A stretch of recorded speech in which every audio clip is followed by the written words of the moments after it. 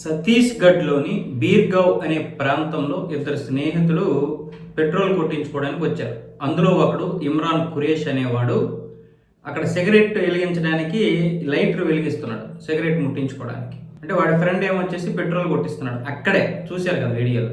వాడి ఫ్రెండ్ ఏమొచ్చేసి ఒరే ఇక్కడ వద్దు, అది పెట్రోల్ ఉంది కదా అని తోసాడు వాడిని. వాడికి ఆ ఒక్క తొయ్యడంతో కోపం వచ్చేసి వాడు డైరెక్ట్ గా పెట్రోల్కే లైటర్ వెలిగించేశాడు. దాంతో వెంటనే ఆ పెట్రోల్ కొడుతున్నటువంటి అబ్బాయి ఉన్నాడు కదా, బాయ్, వెంటనే అక్కడ గన్ వదిలేశాడు. అయితే అప్పటికే మంటలు అంటుకోవడం వల్ల వాడి మీద కూడా పడ్డాయి, వాడి ముఖం మీద కూడా. దాంతో వాడు పారిపోయాడు, వాడు అటు నుంచి పారిపోయాడు.